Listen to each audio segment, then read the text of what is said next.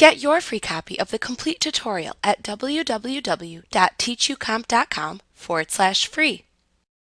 When you make a selection and then move or copy it, you often come away with what is referred to as fringe. Fringe is the collection of background pixels that surround your selection. When you use the defringe command, the color of these extraneous pixels is changed to the color of neighboring pixels that aren't part of the background color. To use this command, select Enhance, Adjust Color, Defringe Layer from the menu bar. Then enter a value for the number of pixels that need to be converted. Start with a small number like 1 or 2 and check your results. When you are done, click the OK button. Like what you see? Pick up your free copy of the complete tutorial at www.teachucomp.com/free.